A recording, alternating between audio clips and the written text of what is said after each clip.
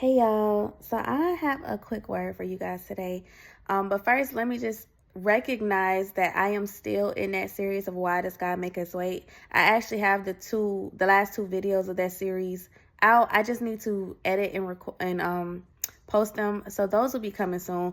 In all honesty, y'all, I've just been needing a little break. Like I've just needed some rest and just to live, like just to be, because it's been too much transition going on my end, and I'm just trying to, like, God, can you calm down a little bit, like just chill for a little second, give me a little break.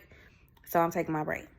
So I do still have those videos, plus I have a total of like 5 videos that gotta get posted, y'all. I'm getting to them though, I promise. I just been needing my break. But I'm coming today with a video, first off, in honor of 1 year. Crying Convos has been live for 1 year. I posted my first video, Do It Anyway, September 27th, 2023. Today is September 27th, 2024, you guys. And I am just in awe of the fact that I stayed the road and I stayed committed to doing this strictly because God told me to. Because if you watch that first episode, you will know I was not trying to be on nobody's TV screen, nobody's computer screen. I was not trying to. I'm cool with preaching the word to my friends or to my family or to strangers that I meet. But recording myself, having to come on live, having to come online and do stuff like that, I'm not with it. But I've stayed the road. And honestly, I actually used to get excited about posting the videos because God just increased that desire for me to continue doing it. Let's just be clear, God don't force nobody to do nothing. So I had a little bit of a desire to do it, but he continued feeding that desire and watering that desire so that it became like something that wasn't like a chore or something that I felt forced to do, but it was something that I wanted to do. So I'm just grateful that he had his grace on me. He had his hand on me, and he just gave me the desire to come out to you guys and speak to y'all and be vulnerable with y'all about different things that go on in my life and how God speaks to me through those situations. So, guys, cheers to 1 year. Initially, when I came to you guys and said that I was going to, when I was planning to come to you guys to let y'all know that it has been 1 year, I was going to have the balloon and everything. But in all honesty, how I've been feeling the last couple of days, I'm just like, yeah, I wasn't even sure I was going to record something. I definitely was not going to do the whole shebang. And all day today, God gave me this word last night, and all morning, God has just been on me. You need to record it. You need to record it. Y'all, I just jumped up and put something on. I still got conditioner in my hair from deep conditioning my hair. I just threw a hat on, threw a shirt on, put myself together, and it's like, okay, let's go ahead and do this, because there's a reason why he on me so hard about dropping this word. So now let's get to it. The word is titled Do What He's Telling You to Do. And ain't that so funny, because my first word that I ever dropped was do it anyway. When you are scared, when you have fear, when you feel like you don't have the equipment or the knowledge or the wisdom to do what God is calling you to do it anyway. God is going to give you everything that you need as you need it. So initially on step 1, you don't need what you think you need when he's telling you to move. You just need to move. God going to give you what you need for step 2 at step 2.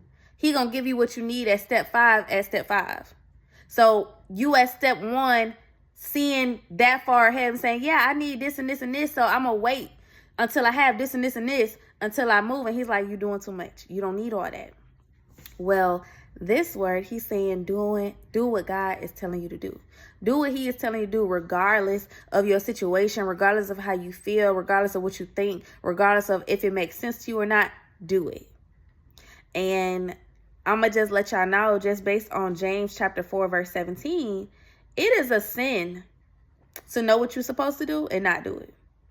I know we like to think of sins as having premarital sex or stealing or killing or cheating on your husband or your wife. But no, it says right here, James chapter 4, verse 17, remember, it is a sin to know what you ought to do and then not do it. And that's not for those little things like, you know, you're not supposed to steal and you stole anyway. No, this is for God told you to quit your job and you ain't, and you know God told you to quit your job, right? There's a difference, because people who are not spiritually mature enough to hear God and to know who God is, God gives grace for those people. God, because you ain't really hearing him right? Because you don't know, you confused. God gives grace to those people who are confused, who really don't know. God, I don't know if this is you talking. I don't know if it's just because my boss got on my nerves today and you telling me to quit my job. Like, I don't know. God gives grace for those people. But for those people who is like, yeah, God told me to quit my job, but listen, I'm bringing home $8,000. I ain't finna quit this job. Yeah, to you, it's a sin for you to be like that. It's a sin for you to know the move that God is telling you to make and you don't want to do it. For whatever reason, you don't want to do it. Whether it doesn't fit your lifestyle, whether it's not going to make you as much money as you think it's going to make, whether it's all out of your comfort zone and it just don't make sense to you. It just don't make sense to you. It is a sin. And I'm not finna say that. I'm not finna go there. It's a sin. And I think us as people, we plan and we plan and we look for those things to fall in line. We look for those things to make sense to us. We look for those things it gotta fit what we trying to do. But that's not God. That's your pride. You thinking that your next move has to make sense to you, that's pride.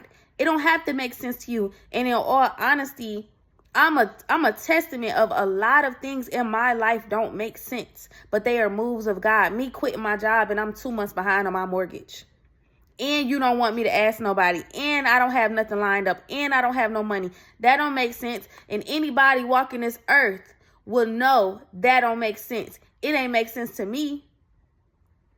But this is what God wanted me to do. Me standing for a marriage with somebody who had went off and got into their own relationship, who is still denying the fact that they know what they're supposed to do, that don't make sense. But it's not about what makes sense to me. And it's not about what makes sense to them. It's about what God is instructing you to do. It's about how God is telling me to move. So, I encourage y'all to ask God to strengthen you and increase your discernment in him so that you know when it's him talking versus when it's your own flesh, versus when it's your family in your ear, versus when it's your job getting on your nerves. I encourage y'all to ask God to remove all of the noise around you, and not just remove all the noise around you, but also remove the noise within you, your own wants, your own desires, your own, God, this is what I feel like I need.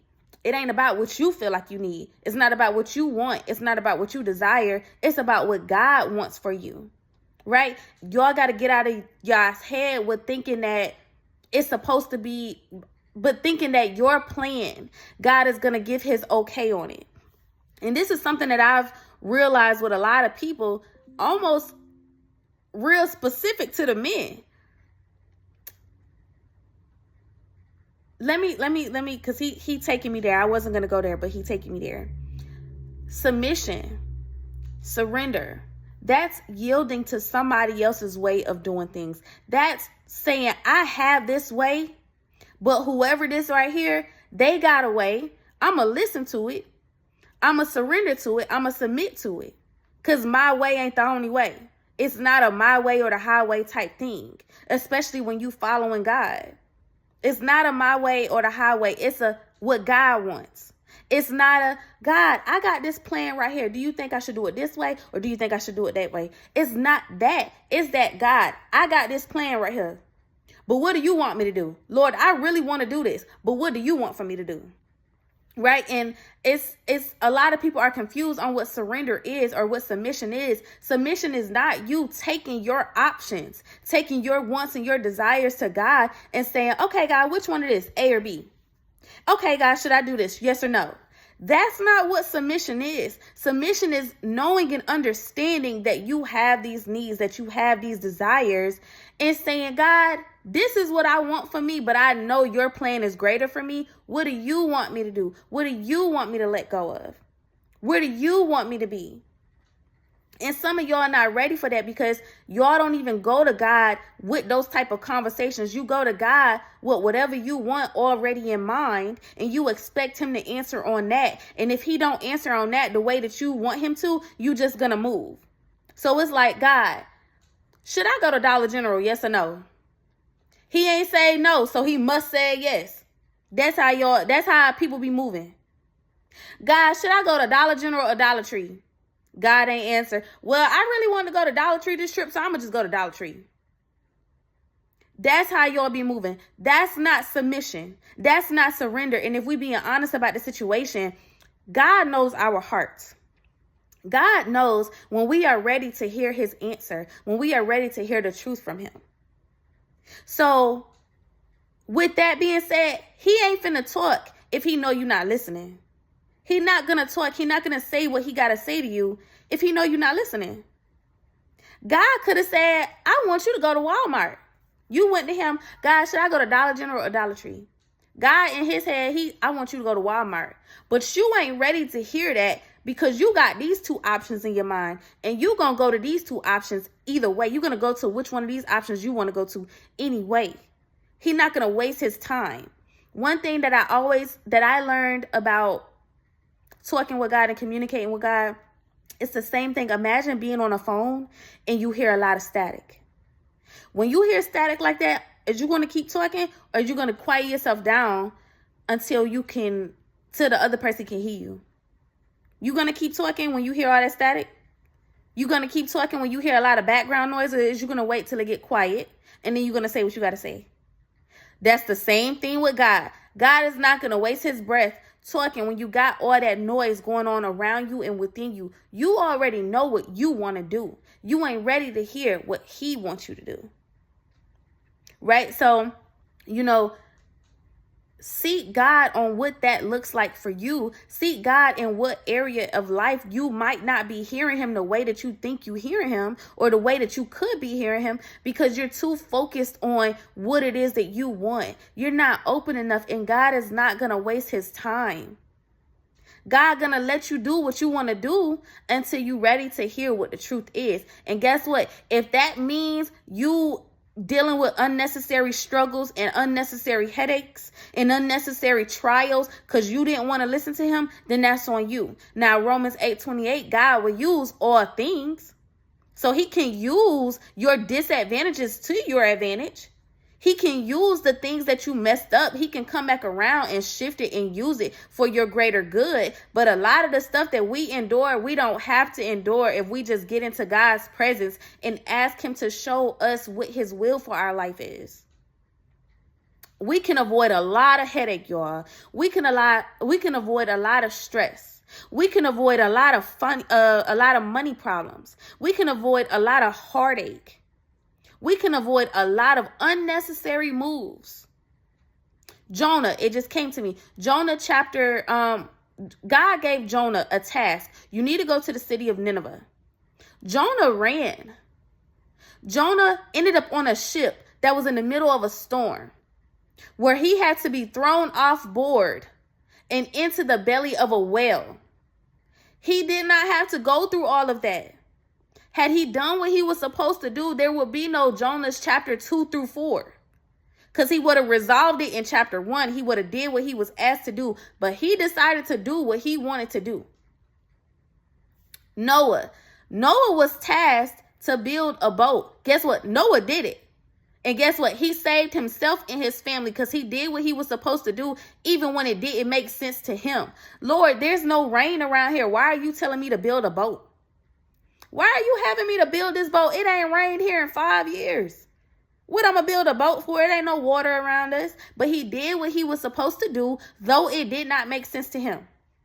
And guess what? He saved himself and he saved his family. These moves that we having to make, they don't have to make sense to us. They don't have to be what we want to do. But if this is what God is calling us to do, then this is what we're supposed to do. And I have such a strong passion for it because there are so many people. You got to understand, When God has called you to be of service to him, when God has called you to be a part of his kingdom, it's not about you anymore. It's about the people who you are going to meet along the way. So imagine had I not come up here and got on my podcast, and had I not spoken these words about renewing your mind, about doing it anyway, about how God can be a provider even when he tell you to quit your job and it don't make sense. I don't have to see comments to know that it's touching somebody. I have people who reach out to me that I don't even know is still watching my podcast. Girl, you won't even know what I was just going through and how that title spoke to me. Girl, you would never know what I just experienced, and I listened to one of your old words and it just spoke to me. My words be healing me. They be doing stuff in my head, in my heart. They be shifting how I think even still. Months later, a year later, and they still speaking to me, and they still encouraging me in this walk. Even if it don't benefit you right now, and I said this in the word when I talking about change. Even if it don't benefit you right now, it could benefit you in the future. We focus too much on a right now game. What am I gaining right now by doing this? What am I gaining right now by making this move? It's not about right now, and it's not just about you. It's about your future and the future people that you are going to impact by your move. And so, it gets frustrating. I'm a guy leading me back here. Y'all, if y'all could see this, I don't even think I'm going to edit this because I want y'all to see how I keep trying to avoid this topic and how God keep bringing it back around. So, last week, my best friend, who I told y'all, God told me was my husband, he has decided that he wanted to take some space from me. He has not asked for space in a really long time, so it absolutely caught me off guard. But not only that, I've been going through some family stuff, so it was like everything came crashing down around me all at one time. He sent this to me in a text, and I was in the middle of a meeting. When I seen his text, I was like, he finna get on my nerves. It was so random. It's not like we was in an argument. It's not like anything was going on. We actually hadn't been talking because he had stuff going on and I had stuff going on, and I ain't had the energy to engage with nobody. I told God, God, I'm so happy right now that I'm not married, because after going through all of the family stuff, plus work is picking up for me, and I just be so mentally drained afterwards. I said, if a man looked at me like he wanted some, I'm liable to set it off in this house. Like, I ain't even got it in me to do my wifely duties.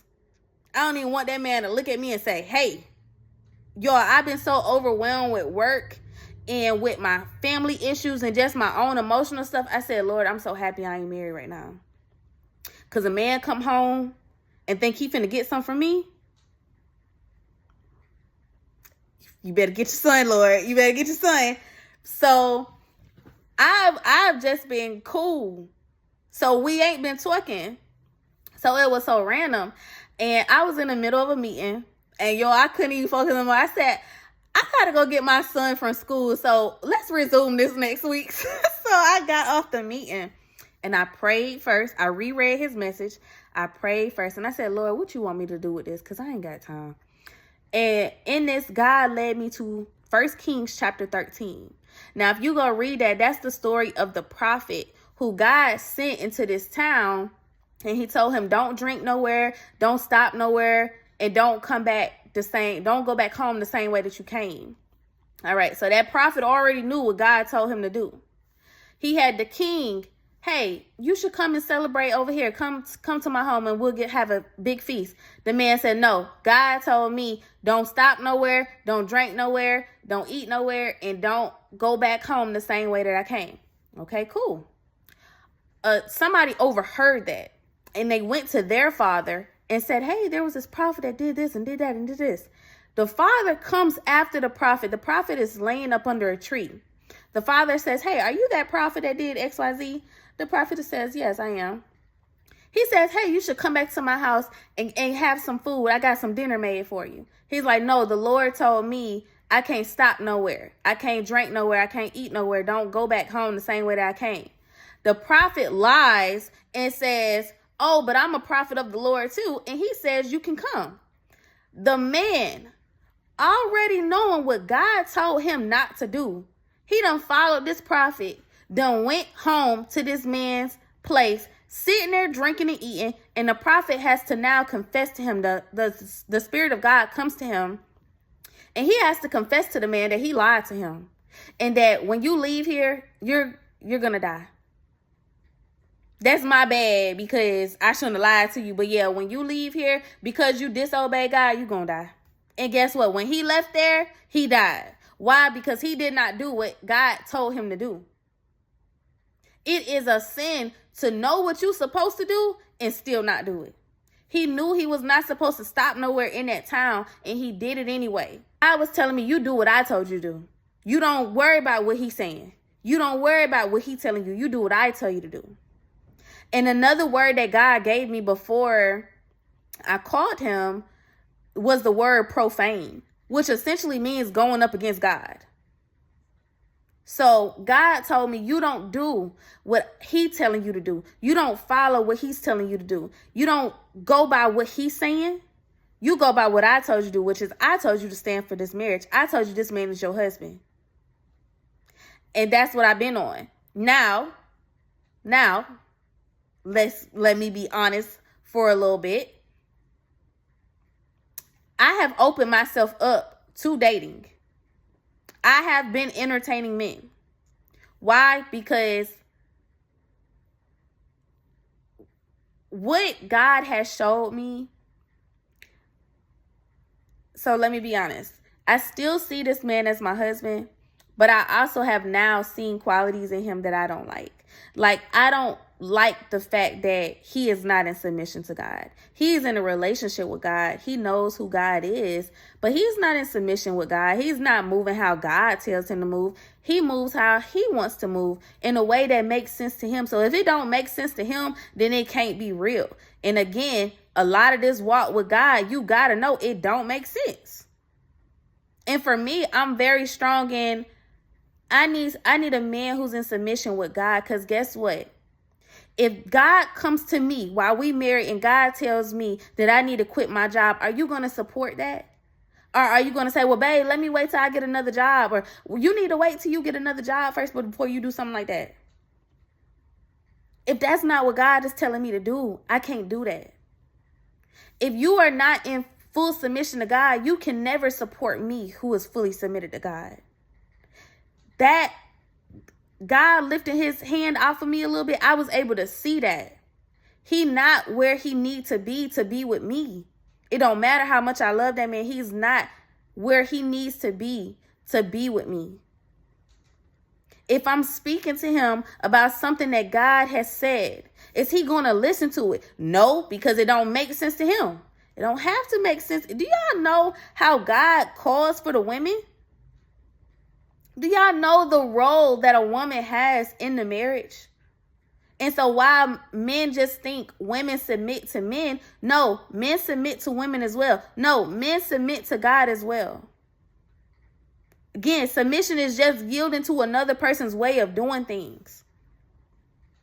God has given us women, the nurturers, we have been given the ability to see things a lot differently than y'all do. Not saying that we see things better than y'all, but we see things and we understand things. And guess what? We don't have that hard heart to where we don't want to listen to nobody else's way of thinking. Why? Because we are in submission. So I can be of influence to you because I understand how God wants me to pivot. How there's more than one way to do things. Men usually cannot see that. Y'all so headstrong on being protectors and providers and working hard that you don't even understand there's another way of doing this where you don't have to work so hard and you could still spend time with your family and you could still do what you need to do and have what you need by not working as hard as you were working. But y'all don't want to listen to the women. And guess what? God is able to reach the women, and God will use the women to reach the men. Just like God will use the men to reach the women. This is an equal submission thing. This is not just where women is just doing what the men tell them to do and stuff like that. No, that's not how that works. But a man who is in submission to God, he will see that. He will know that. And guess what? He's not there, so he cannot be the man who I need him to be. And so I'm okay with God separating us right now. And guess what? Should he not answer that call and should he not become the man who I need, I'm okay with God giving me somebody else, because I need to do what God has called me to do. I need to be who he has called me to be. And while I very much would like it to be with a man whose name I got all on my podcast and all in my books and stuff like that, God can absolutely raise up somebody else who could do me 20 times better, or who can be 20 times better, or who can be deeper in submission with God. So, but I'm still standing. When God tells me to pray for him, I still pray for him. I try not to hold no beef to him, because ultimately I know why God had to separate us. This is not rejection to me. This is protection. God is protecting me because he can't cover me the way that I need him to. He can't be who I need him to be. And giving so much of myself to him and not receiving that back, it discourages me from being who God is calling me to be. And God don't need that. And what I have learned is God will separate me from anybody who blocks who he is calling me to be. Anybody who blocks what God is calling me to do, which is love. Anybody who blocks what God is calling me to be, which is to be of service to people. If you are blocking that, God will remove you out of my life. If your energy is blocking it, God will remove you out of my life. And I'm seeing it time and time again with my family, how God continues to separate me from my family because they're not doing right by me. And initially, I'm taking these breakups kind of difficult, but ultimately, when I guard myself, when I come around you and I'm guarding myself and I'm real guarded and I can't be loving because I don't know what you're going to say to me, you are blocking what God is doing. You are blocking how God uses me.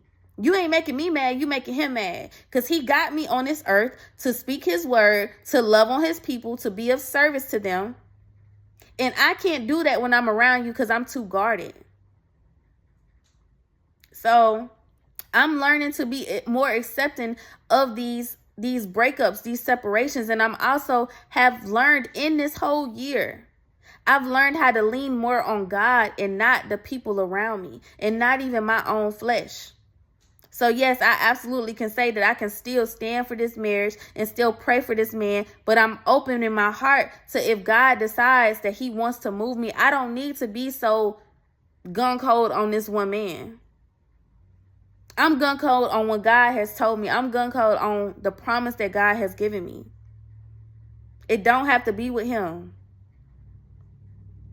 Again, I would be absolutely hurt if it's not with him, because this is the person who knows me. This is the person who knows my son. And now I would have to think about bringing somebody else around my son and stuff like that. And I'm just not with that. But for God's purpose, for God's glory, whatever is whatever. Again, when it comes to doing God's will and doing what he tells you to do, Colossians chapter 3, verses 23 through 24 says, whatever you do, work at it with all your heart as working for the Lord, not for human masters, since you know that you will receive an inheritance from the Lord as reward. It is the Lord Christ you are serving. Get that through y'all's heads. We not focus on the things around us. We not focus on what the people around us is doing or saying. We doing what we doing because of God. You do what you're supposed to do because of God. Not nobody else around you. Not the situation around you. You do it because of God. You do it because you're looking to please him. And we have to start getting in the spirit of living to please God.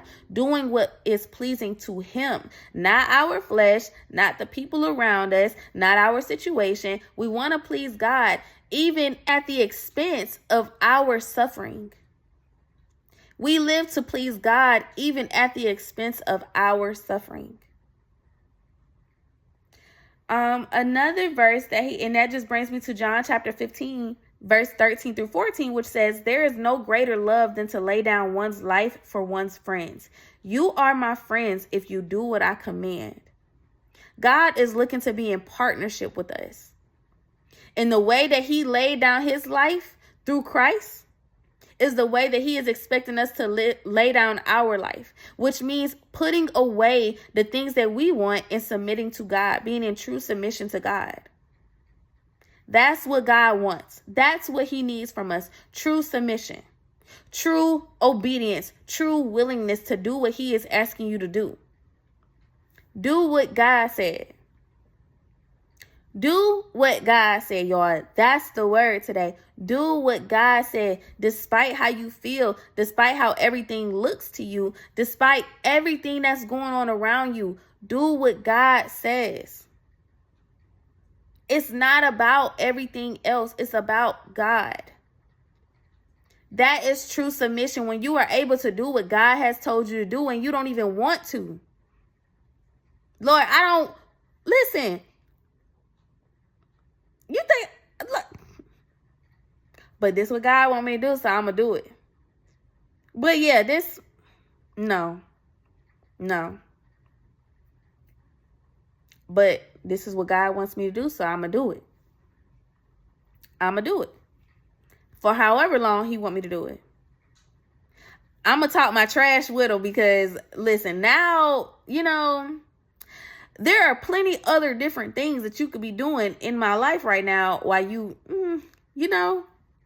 and God have to have these conversations, y'all. I've been getting real,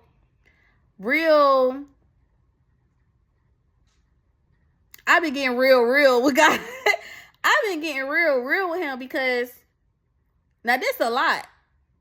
Now I didn't ask you to discharge me from this army of strong soldiers that you're making. I didn't ask for an honorable discharge. I don't understand why you still asking them to put me on the front lines. Yes, we be having these conversations because this is a lot for any person. I'm only 4'11". You got a real lot of weight on me. I'm only 4'11". This is too much.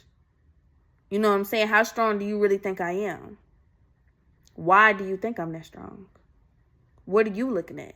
Because I don't see that when I look in the mirror. I don't see that kind of strength. What are you looking at? So I be having to have these real conversations with him. But guess what? God likes those real conversations because in those conversations, he can give me the truth. He can give me the real.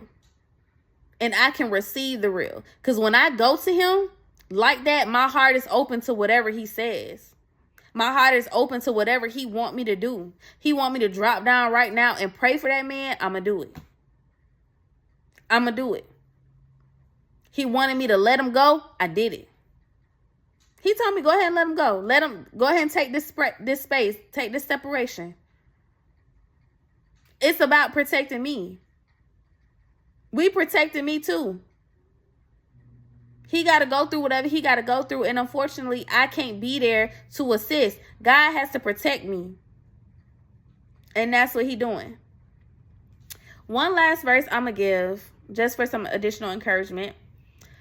1 Thessalonians chapter 4, verse 1. It's titled, Live to Please God. Finally, dear brothers and sisters, we urge you in the name of the Lord Jesus to live in a way that pleases God, as we have taught you. You live this way already, and we encourage you to do so even more. Right? So, do what God is telling you to do. That is the only way that you can ensure that you are living to please God. It is the only way that you can ensure that you are within his alignment, that you are within his will.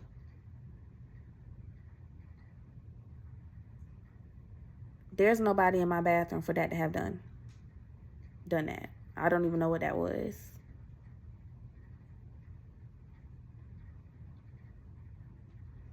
Anyway, I'm not scared though, so. But yeah, so, do what God is telling you to do, whatever it is, y'all. And I encourage y'all to do it because you don't know the weight behind what he is calling you to do. You don't know how many people are attached to it. You don't know where that one move is going to take you. You don't know what God is expecting you to do or what the final outcome is going to be. So just do what he is telling you to do and stop delaying it because it doesn't make sense to you. It don't have to make sense to you. What is saying Isaiah chapter 5, God's thoughts are not our thoughts and God's ways are not our ways. So why would God's move make sense to you? Why do you think that you're so much like God that you are supposed to understand what he is telling you to do? You're not, and you never will be. When God trusts you, he will reveal secret things to you. But you got to show him that you're even in submission to him. You got to show him that you're willing to do what he is wanting you to do. He not going to waste his time. Listen, I done said this already, y'all. So, listen, do what God is telling y'all to do. Please, just do what you're supposed to do. Do what God is telling you to do. It is a sin to know what you're supposed to do and you don't do it. Do what you're supposed to do. That's the word for today, y'all. And again, happy anniversary to Crowning Convos. I thank each and every person who has viewed a video, who has viewed me on Spotify. If you follow me on Instagram, it's Built by Faith Ministries. Built, B-U-I-L-T, BYFAITHMINISTRIES. Built by Faith Ministries. It is just going to, it's the Instagram channel for every project that God has me do, because there's another project coming up soon, guys, and I'm excited to tell you all about that. But I really want to go ahead and post out all the videos for Why Does God Make You Wake. I have like 2 more videos within that series, but then I have more videos that I want to post before I go on to the next thing. So yeah, we got to get that out. I just been resting. My mind been all over the place and it's just been too much going on, so I've been needing my rest. But I will be back active soon. I just wanted to come back and drop this video as a memorial for my very first video, 9/27/23. It was titled Do It Anyway, and this one is going to be titled Do What God Tells You to Do. Full circle moment, you guys. So thank you guys again for watching, and you all be blessed.